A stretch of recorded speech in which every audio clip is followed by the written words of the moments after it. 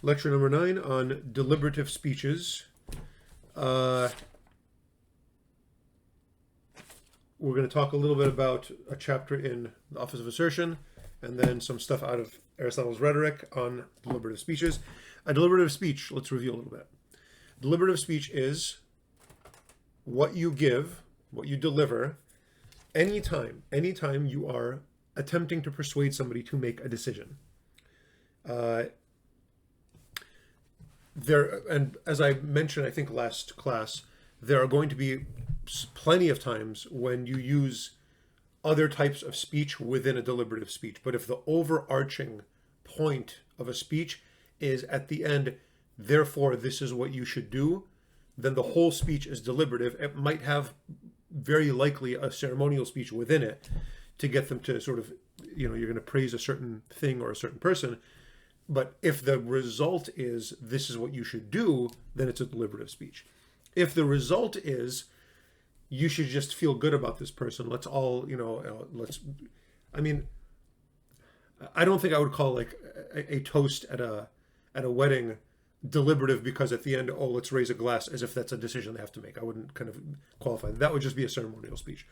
At the end of a eulogy, which is a ceremonial speech, you might, at the end of eulogy, let's all consider maybe we should be like this person and their virtues.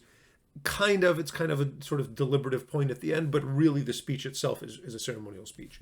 Deliberative is, think of it very much as a sales pitch. Sometimes you're selling your candidacy for, for office or something, if you're running for office. You're trying to convince a friend to make one decision over another, to not make some bad decision. Anything like that would be a deliberative speech.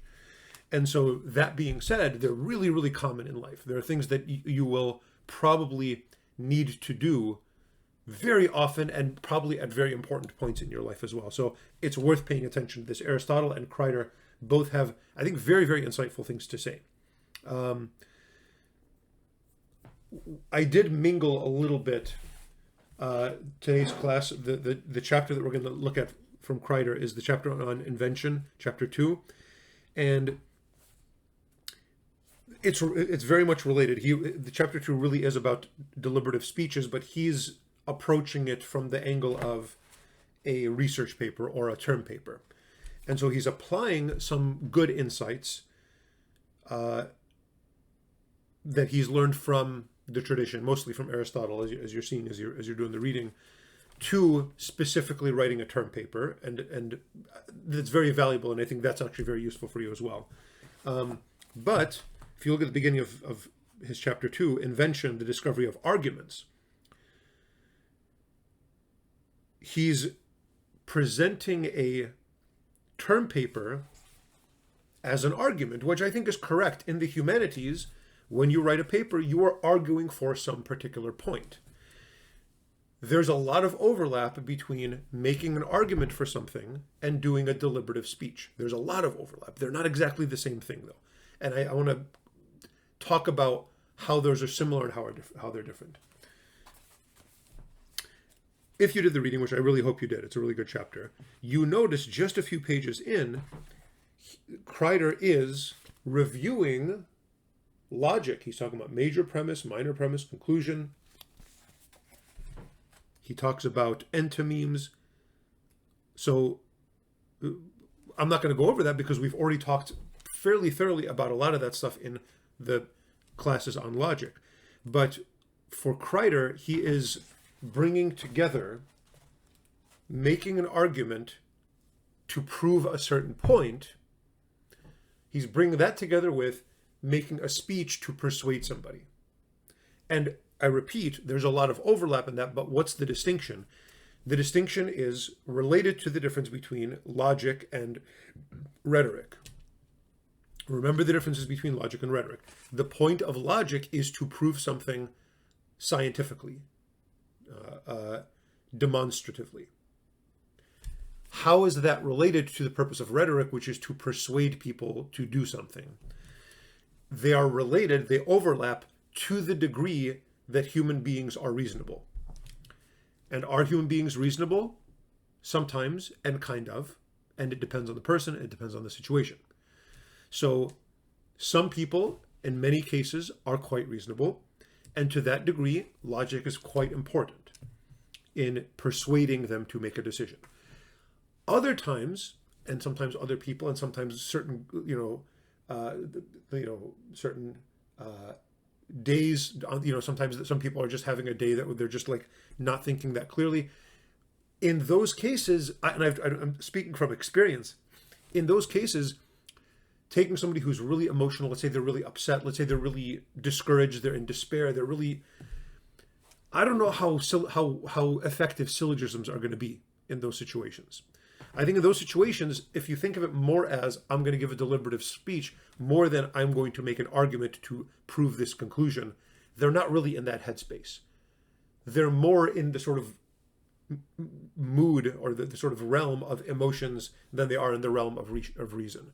Human beings are complex beings. We are always all of these things. There's all kinds of stuff going on in our souls. So avoid the temptation of the kind of online, the terminally online, like apologist, or the person that's just arguing all the time. And, I'm going to make this argument and I'm going to use this evidence and I'm going to point out this person's fallacy. That's useful to a great degree when you're doing certain, trying to illustrate or show certain things. It's not very useful in deliberation. It's not as useful in deliberation as you might think. So that being said, let's talk about the overlap first, and then we'll talk in the Crider chapter, and then we'll talk about the Aristotle stuff first, specifically about deliberative speeches. So, number one, what is the rhetorician's first step according to Crider? What is his second step? Okay, go to page 16. The rhetorician's first goal, I don't know why I called it step, but goal, whatever, is to sharpen the focus of the rhetorical enterprise. First, one should read the essay prompt very carefully. Most prompts are either questions that must be answered or positions that must be argued for or against. What's the first thing you want to do when you're writing a paper? The first thing you want to do is focus. Not just particular, what topic do you want to write on? That's not a good paper for even undergraduate in college. But if you're going to go to graduate school, the further you go into studies, specifically in the humanities, the more precise your writing is going to have to be.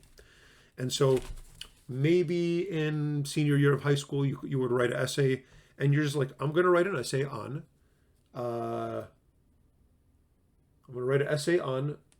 Plato's Apology. Maybe you've read that. Maybe you read that in high school.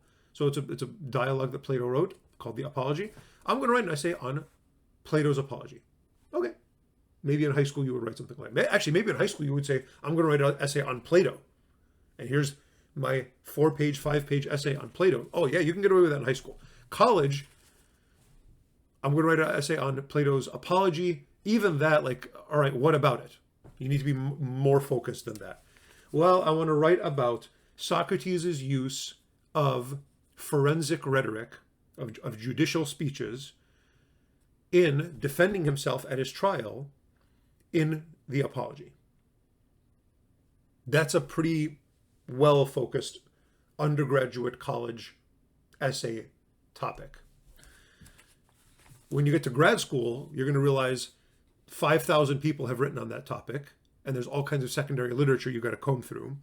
And now in grad school, when you get into a master's program, much less a doctorate, it's going to be even more precise, and you're going to write an entire thesis on, I don't know, I'm just making this up. I have no idea if this actually happened, but Cicero's reading of Socrates' use of forensic rhetoric in Plato's Apology as it is interpreted by some Platonists that lived in the 20th century in defense of this interpretation against another interpretation of Cicero's reading of Socrates' use of forensic. You see, it gets really, really ridiculously precise, and it's one of the things that is a little bit kind of painful in graduate studies. I'm not discouraging you at all from doing graduate studies, but that's the kind of thing you're getting into when you're doing graduate studies, because all the sort of broad ideas, they've already been written about a million times. If you want to contribute something original to the field, which is what is required to write master's and doctoral theses, you're going to have to be that specific and that precise. So that's the thing to think about, though. You don't have to say, no, as an undergraduate, you don't have to say something absolutely original that nobody's ever said. That really is the kind of goal of graduate studies. But even as an undergraduate, you want to be really precise in what you're saying and what you're arguing for. And so that's the first step, is to just ask, what do I even want to talk about? Now, how do you know what you want to talk about? I will give you this piece of advice. When you are doing your reading and you find yourself, oh, that was really interesting. What was that? And you're just either really surprised or really taken by something that the author's saying, pay attention to that. What you want to write about is what you find interesting. Now, sometimes the professor is going to give you a prompt. Here is what you're going to write about. Okay, well, you're kind of stuck with that. But if you have a kind of open paper topic, which I think you do in this class, I don't know, let's see what my syllabus says. Term paper, prompt. Yeah, your term paper prompt in this course, which is due, well, it's due at the end of the semester like everything else is, but your term paper prompt is write a deliberative speech. So you better be paying attention today. I want you to write a deliberative speech attempting to convince me, Father Andy, to make some decision. It could be anything you want. It could be something you care about, something you think is funny, whatever. And I give you some examples. You're trying to convince me to vote for some political party. You're trying to convince me to go to graduate school, ironically, after what I just said, to buy some album, to choose creamy peanut butter instead of crunchy, whatever, something like that. But you're going to write a deliberative speech, structure it that way. And I want you to show off what you've learned in this course. I want you to clarify definitions, use an argument, present evidence, use what you're going to learn on emotions in a couple of weeks, organize it well, give me section headings, have fun writing it, and I'll have fun reading it, and then I'll give you the word count. The main point I want to make is this last one, have fun writing it. You will not, I don't even know how well you would get through undergraduate studies if you don't start to enjoy writing. This might be an opportunity for you to get into that. And how do you start to enjoy writing? You write about stuff you enjoy. And you write in a way that you enjoy. And challenge yourself, because challenges are enjoyable, and so on and so on and so on. So what's the rhetorician's first step? According to Crider, focus. And I'm adding to that, focus on something that you really find absolutely fascinating. And there you'll do this with as much joy as possible with a term paper. Okay. What is the second step of a rhetorician? So the first step is to focus. Second step, page 17. Once focused, an essay must have an argument to govern it, a thesis. What is a thesis? You've probably done this in high school, but a thesis is a proposition determinate enough to provide unity and coherence to the essay. It declares something about the subject at hand. What it declares is limited in scope, and that limitation ensures that the essay will be about one thing and it will hold together the essay's constituent parts. What is a thesis? A thesis is a proposition. What's a proposition? A statement with the word is in it. Go back to the logic stuff that we did. And that's going to unify the entire essay or the entire speech. Here, so again, this is all everything I just said is also going to apply to a speech. When you're giving a speech, you want to apply the same things. You want to be very focused. And how do you want to organize it? You make a thesis statement. So what's your thesis? It is some statement about the topic that you're writing about. So it's not just my focus is Socrates using forensic rhetoric in Plato's Apology. That's the topic. The thesis is Socrates. Let me give you one possibility. Socrates' use of forensic rhetoric in Plato's Apology is bad. He does a bad job proving his innocence in Plato's Apology. Maybe. I don't know. Maybe you think he does a great job. I'm going to give you a little portion of it as part of next week's reading. But as you're reading it, I don't know. Is this really what somebody should do when they're defending their innocence in court? Is what Socrates did in the court? I don't know. You want to read it, you want to think for it. But once you have the word is in there, now you've got your thesis. Once you have that, you can organize the entire speech. That thesis is the end. It's the conclusion. Well, in order to prove this, what do I need to show? In order to illustrate or to demonstrate this conclusion, well, I have to show what is a good forensic speech. What are the elements of a good forensic speech? That could be maybe your first section of your paper. Then the second part is, here's what Socrates actually does in the Apology. And then the third section of the paper is, well, it looks like, if you look at the first two sections, Socrates does the opposite of what a good forensic speech should be. That's your third section. And if you show all those really clearly, you've gone quite a bit of a ways to proving your conclusion, which is your thesis statement. So that's how, the second step, the thesis, kind of can break down, can kind of help you organize your entire paper, right? How should a thesis be argued for according to Crider? All right, page 19. Top of page 19. The thesis will require demonstration, proofs that argue for the truth of the proposition. Such demonstration takes two forms. Here's your answer. The proposition and its terms must be clarified and developed, and the clear developed proposition must make sense of the object of analysis, the text. It's basically what I just told you. So there's two sort of forms of how you want to demonstrate this thesis. This is not, I wouldn't take this as kind of dogmatic. You don't have to do it in this way, but this is a very, very good way to go about things. So what are this sort of two forms of demonstration? One is the terms must be clarified.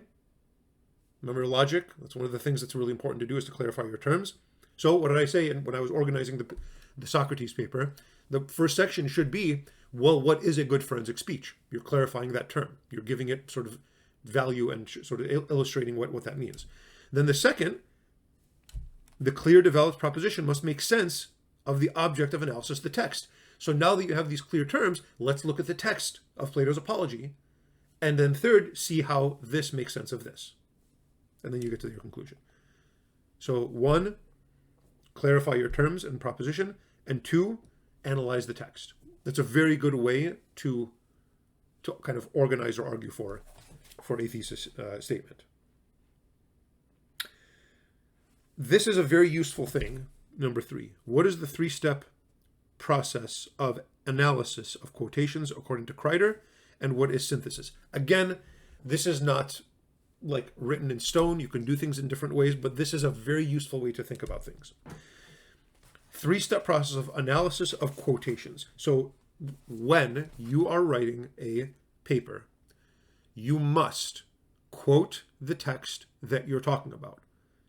You must. If not, then the reader is going to be like, well, why should I trust what you're saying about this text? Just show them the text. Here's what the text actually says. Once you quote the text, though, you got to do something with it. You can just quote it and then that's it. So if you go to page 35, I'm skipping over all the logic stuff because we did a lot of this. Page 35.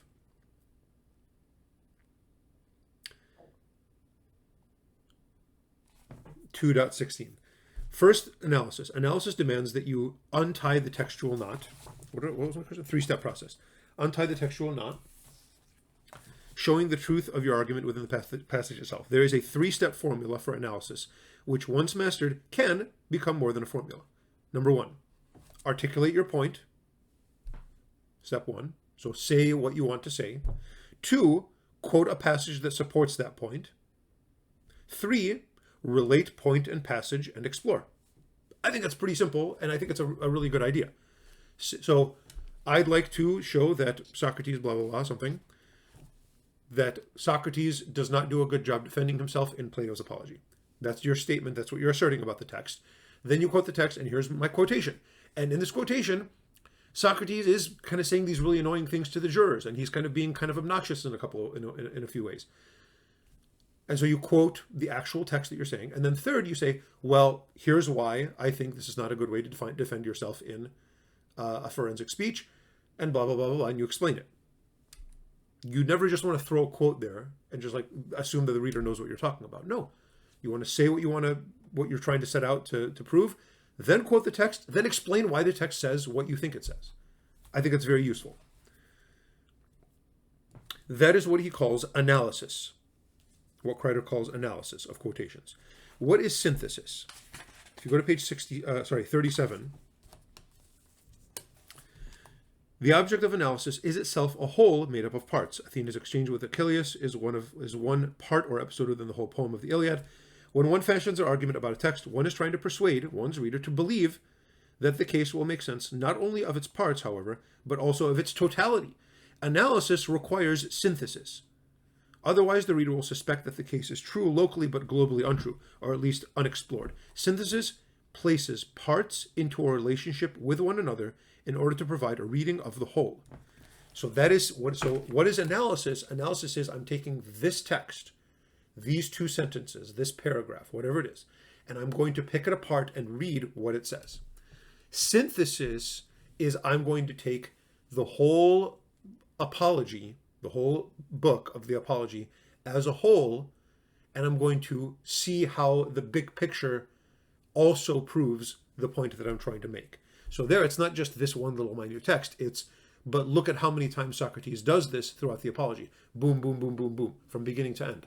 Look at how the apology is structured as a whole. Boom, boom, boom, boom. And synthesis is looking at the whole and piecing the parts together to make a kind of cohesive, comprehensive argument. So that's analysis of little tiny texts versus synthesis, looking at a whole and piecing it all together. Okay? So again, lots of good material in this Crider chapter, but I'll let you read the rest for yourself. Let's go to the Aristotle. What is a deliberative speech? What are some questions you should ask before writing one? What is the most important means of persuasion in a deliberative speech? Page 46 of the PDF, which are my class notes. What is a deliberative speech? I've already told you that. I told you that last week. A deliberative speech is one where you want to persuade an audience or a person to make some decision. That's a deliberative speech. What are some questions you should ask before writing one? No, so that's on page 46 at the top. This is not directly quoting from Aristotle. This is a kind of digest that I've made upon reflecting on Aristotle's text and deliberative speeches in general for a while. And by the way, I should have mentioned this earlier. In today's class, and I think maybe even the next couple classes, I'm going to provide optional links to optional lectures of when I taught rhetoric as a course in itself a number of years ago, but there might be some material there that'll help you understand this. It's totally optional, but if you feel like listening to this voice more, I think it's just audio, go ahead and click it. It's not going to hurt. It's just a recording of a live class that I did a number of years ago. It might help you digest the material more if you don't quite get it, but do feel free to totally ignore it if you want. This week and the next week, I'm going to put one for ceremonial speeches. I might even put some for emotions and some of the other stuff later in the course. We'll see. Okay, so that's what a deliberative speech is, where you're trying to persuade somebody to make a decision. What are some questions you should ask before writing one? Okay, page 46. Some really good questions to ask. Who is my audience? What do I mean by who is my audience? Who is actually making the decision? Whose choice is this? Why am I really going to emphatically push this point? If you have a complaint about something that Pope Francis said or did, and you want him to retract that, your parish priest is not going to make that happen.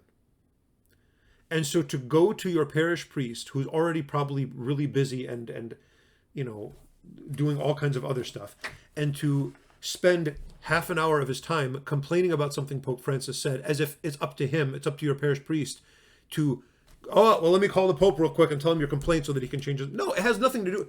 The poor guy is just going to listen to you complain. It's not going to do anything. So there's a difference between a deliberative speech and whining. Whining, complaining, venting, whatever you want to call it, is useless. Maybe it has some emotional benefit, but it's not going to get anything done. If you don't like something that your boss is doing, complaining to your coworkers will do nothing unless you're convincing your coworkers to form a union or something. Then it's their decision. But if your boss did something at work that you don't like, if your parents did something at home that you don't like, they're the people to talk to. And if you want the thing to change, talk to the person that makes the decision, not anybody else. You're wasting your breath otherwise. So what exactly is it? Now, if you don't know, then maybe you don't really have your topic focused yet, and you will need to go back to what Crider said and focus it more. But so ask the question, whose decision actually is this? That's your audience. So actually, even before that, you want to ask, what is the decision that I want? What's the thing that I want? What's the choice that I want to be made? Then you ask, who is the one that makes it? That's your audience.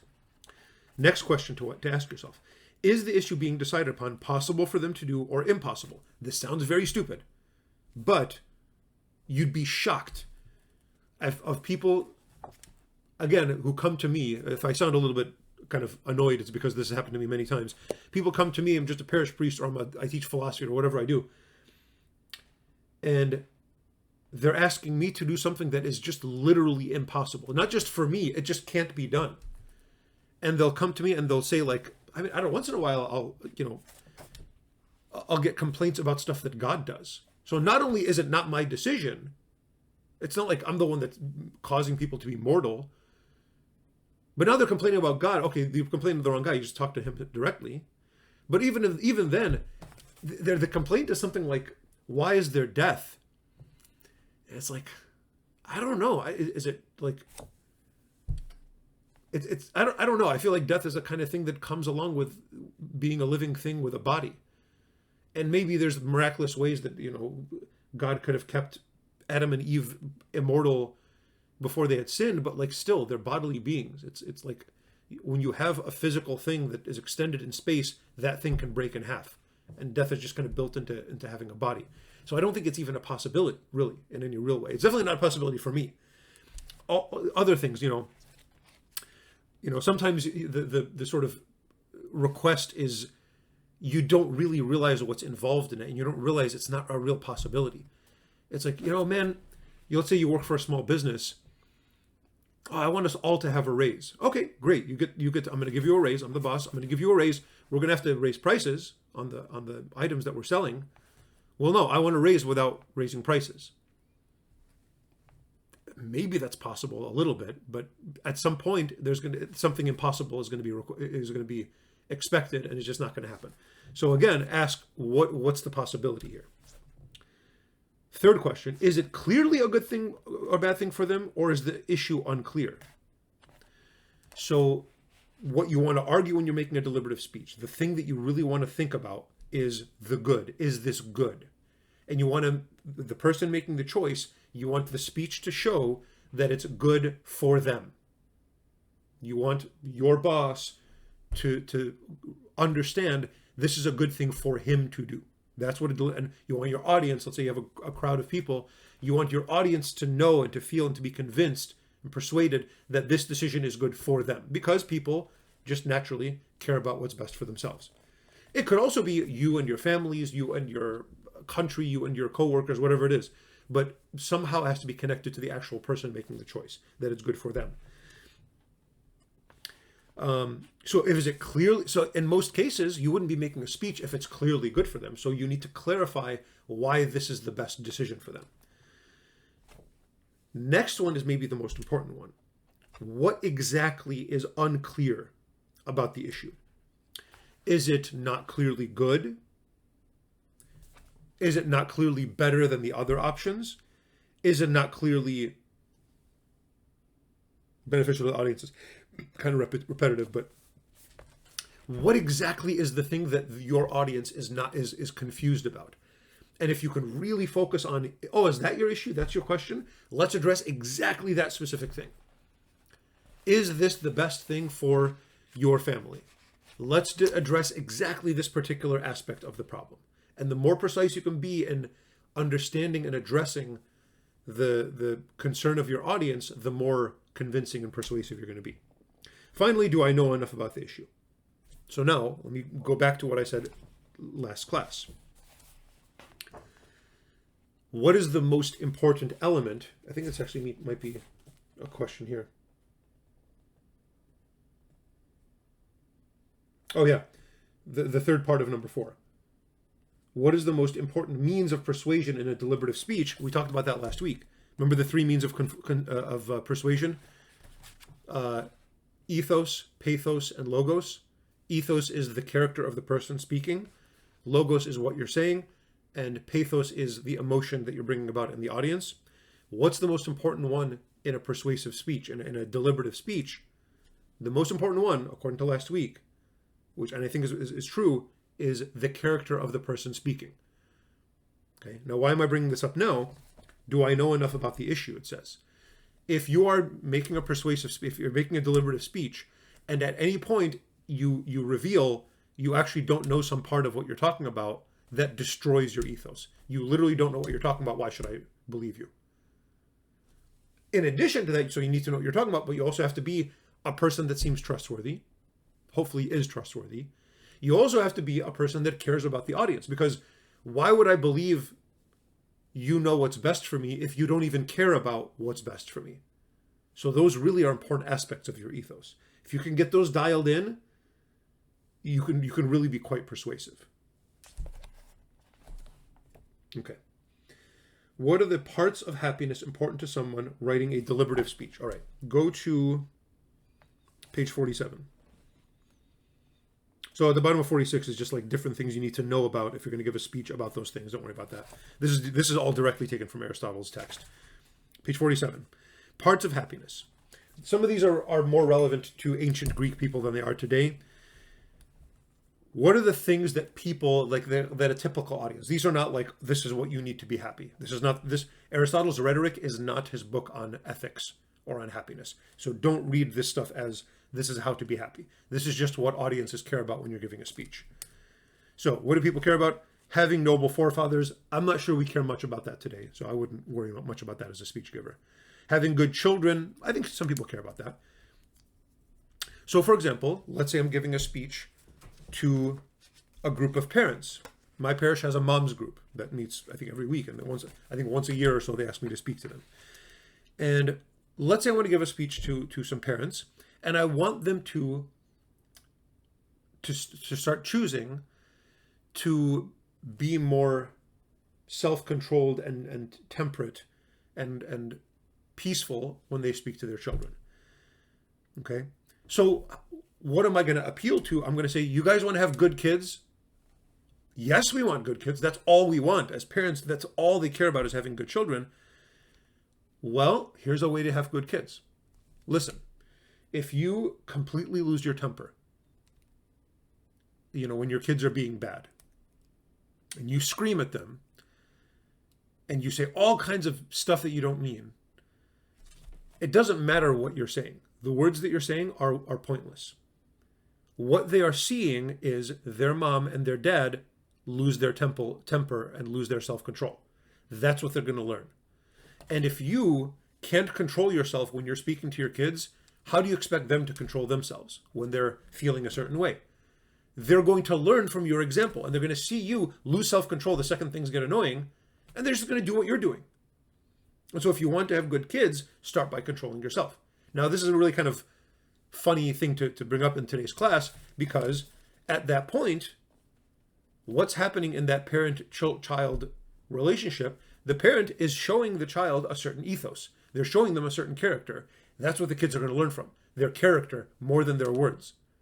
And so so that was all just an example of how good children, how you can use that. You want good children? This is how you get it. You want wealth? That's a very common one. You want to make money? I can show you how. And here's how. And now, again, who are you to show me how to make money? Do you have any money? No, if you're just some like dirt poor kind of schmuck, well, you're not the guy to listen to make money. Or like you were born into wealth. Well, what do you know about making money? You've never made a penny. So, but again, wealth is the kind of thing that people want. You want wealth and prosperity and whatever, that'll get you some votes. That'll get you some ears that'll listen to you. You want a good reputation, maybe popularity be a more common way to say it. You want people to like you? Here's what you should do. You should smile. And here's why you should smile and whatever. Okay. That'd be a funny speech. A funny speech to write would be, I want to make a deliberative speech convincing somebody to smile more. Now, let's play a game. Let's play a game with that. How will that help you? Could smiling more help you become wealthy? Yes. I think if you smile during interviews and stuff like that, and you're kind of affable, you can network better, you can make better connections. Will it give you popularity? Yeah, absolutely. People like people that smile. Will it give you honor? Reserved for those who do good for others, especially benefactors? I don't know about honor, but maybe you could kind of push that. Will it make you healthy? I think so. I think psychologically there's benefits to smiling. It's weird, but I think that's a fact. Beauty, definitely. So these are things that people want. People want to be healthy. And so, you want to be healthy? Well, smile. You should smile. People want to be beautiful. I think, a lot of people do. Most people do. And the smiling, I guess, is generally.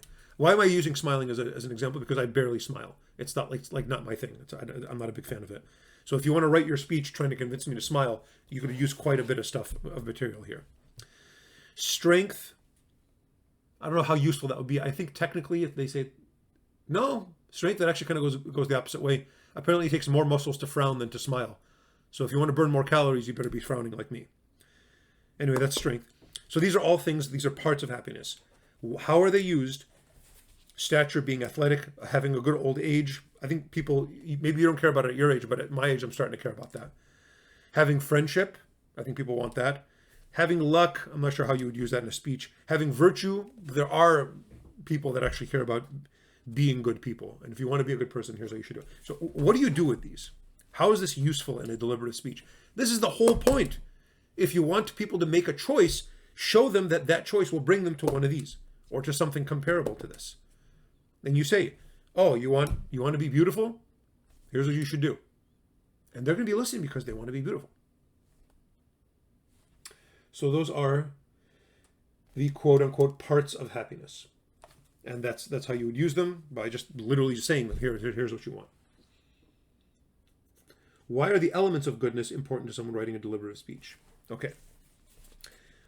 Elements of good, bottom of page 48. If you want to be beautiful, drink some water.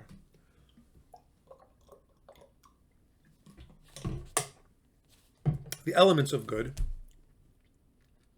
I don't know why one is called parts and one is called elements. I have no idea why he uses those terms. It doesn't really matter. These are very important as well. One good follows upon another, either simultaneously or subsequently. One good produces another, either by definition, by necessity, by probability. How? So this is a really important thing. This is how. Let me switch from smiling. No, let's stick with smiling. Why not? So you find a part of happiness, one of these good things. Let's say wealth. You want to be wealthy? And again, your thesis statement is you should smile. You want to be wealthy? So now you've picked one of the parts of happiness. You want to be wealthy. Well, how can smiling make you wealthy? So that's what these 5 things at the bottom. Well, one good follows upon another, either simultaneously, at the same time. Living follows health. Can you use this? Does wealth follow smiling immediately? I don't think so. I don't think once you smile, you make millions of dollars. Will it follow subsequently? If you smile more, will you make more money? Yes. So you have to really be clear how, because your audience is going to be kind of incredulous, is going to be like, might not believe you. They might be suspicious of what you're saying. I don't know, man. I really don't want to smile, and I'm not sure it's going to make me rich. Well, here's how it'll make you rich. Not right away. So I'm going to give you that. And it's very, very persuasive to give the objector a point. Look, I'm going to give you that point. You're right about that. But here's what you're missing. You're right. The second you smile, you're not going to get $1 million in your pocket. I'm going to give you that. But you do it well enough, you're going to make more network. You're going to network better. You're going to make more connections. You're going to meet people that can give you better jobs. When you're selling your product, people are going to want to buy it more, and so on and so on and so on. So subsequently, this is how it's going to follow. Be clear on that. One good produces another, either by definition. I don't think smiling makes you rich by definition. By necessity, I don't think it's by necessity either. But it does happen by probability. It's much more likely, and that's enough. So you want to be really clear. How exactly? Is it right away or is it later? That's part 1.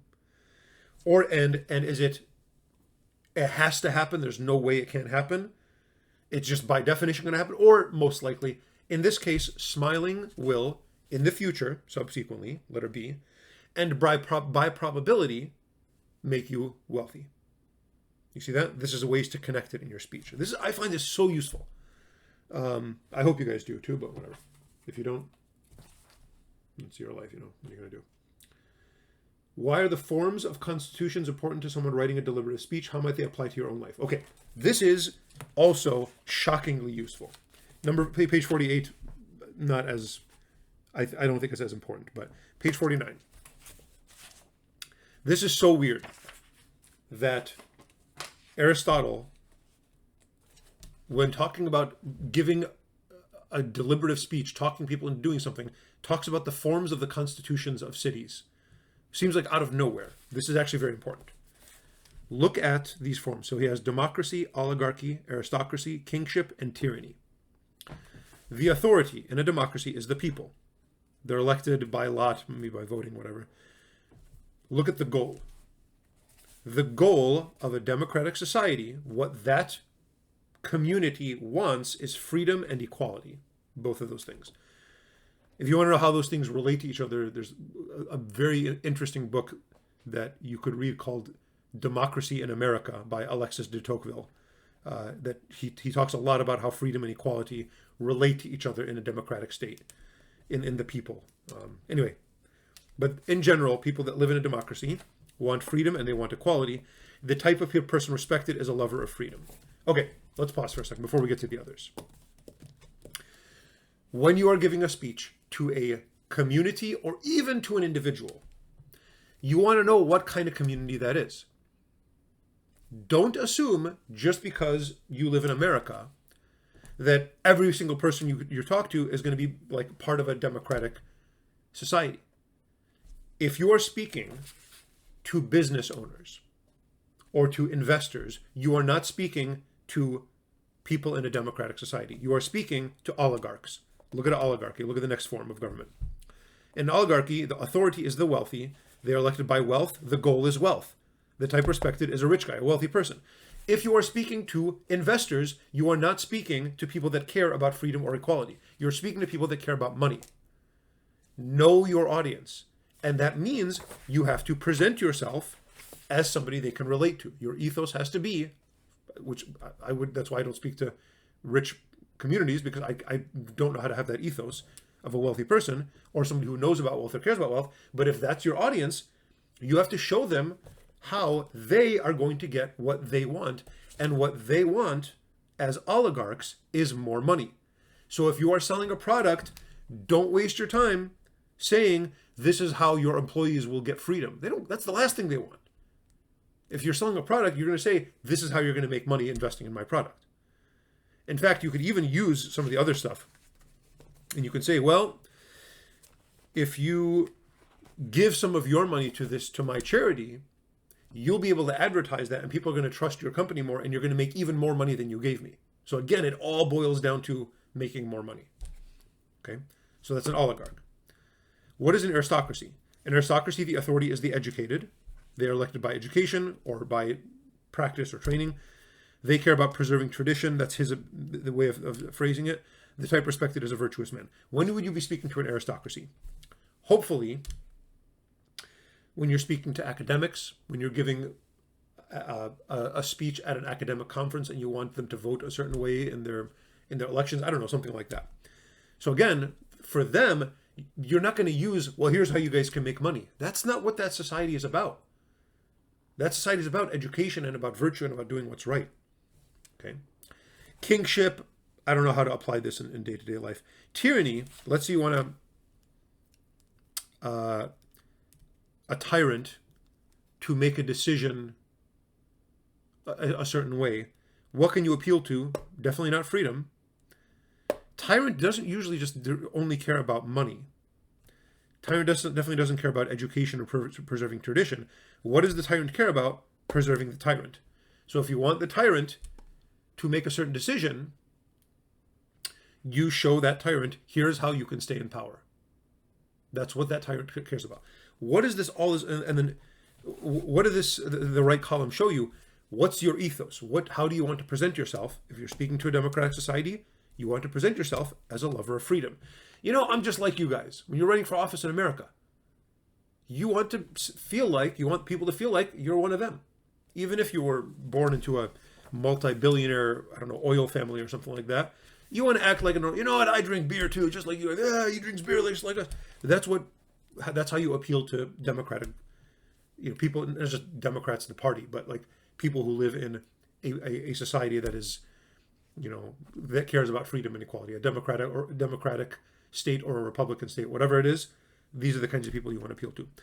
When you're speaking to the wealthy, you don't want to go up there like, yeah, I like beer just like you guys. No, they don't like beer. These are rich people. They like, I don't know, martinis or something. And you're like, oh, the martini wasn't quite as whatever as I like it to be. So that's how you want to present I guess. I suppose that's how you would be if you were talking to rich people. Oh, when I was golfing the other day, this is the way I golfed. And they're, oh, wow, he golfs just like us. The aristocracy, the educated, the virtuous, how do you want to present yourself when you're speaking to people that are striving towards virtue? Maybe at a youth conference or something like that of, young Catholics that are really trying to live a good Catholic life. That's how you want to present yourself. You don't want to go up there and like, yeah, like, shooting guns and whatever. Well, maybe it depends on where the conference is held. You don't want to go up there and say, well, here's how you guys can make money. That's not why they're there. You want to go there and say, guys, I've struggled with being a good person. If you want to be a good person, let me just tell you a couple things that have helped me. That's how you present you. That's your ethos. You see why that's the most important part of a deliberative speech. Kingship, I don't know. When would you speak to a group that cares about continuing the succession of the king? I don't know about that. Anyway, tyrant. When would you talk to a tyrant? Maybe your boss is a tyrant. Maybe your parents are, and you want them to make a certain decision. How do you want to present yourself to a tyrant? You want to present yourself as a sycophant. Oh, Your Majesty. Oh, sir, you're always right. You're the best at this. Again, I'm not a fan of doing this personally, but if you need to, you need to. What are you going to do? So that is how they might apply to practical kind of current day stuff. At the end of the PDF, I gave you this very interesting speech by Ulysses from the Iliad, and it's Ulysses trying to convince Achilles to return to the war. And I strongly encourage you, this is a really cool thing to read. Look at how Odysseus, uses really interesting rhetorical techniques to try to talk Achilles to return to the war. This is a really good exercise if you want to do this. What I'm also going to do is leave a link. This is not optional, but it's just going to be like kind of a silly YouTube link. I found some YouTube channel selected a bunch of sales pitches from some like big time movies. And I think they're actually, a lot of them are really good examples of deliberative speeches. They're short and sweet. They're really good examples of, so I'd like you to watch that. So probably the first link will be, let me make a note of this. First link will be this link to sales pitches. And then the second link will be to old rhetoric classes. And these are optional. Okay. Hopefully what you see on Blackboard is what I'm saying is going to happen here. Start to pay attention to maybe some rhetorical speeches that you think are interesting or that would be like useful to learn from. The point of this class is I'm giving you just sort of the basic elements, the basic ideas, so that now that you have it in your head, you can notice more and more and learn more and more, and you could really be a very skillful speaker by the end of this class if you pay attention. All right, that's good. 48 minutes, not too bad today. And I'll see you next class for ceremonial and judicial speeches.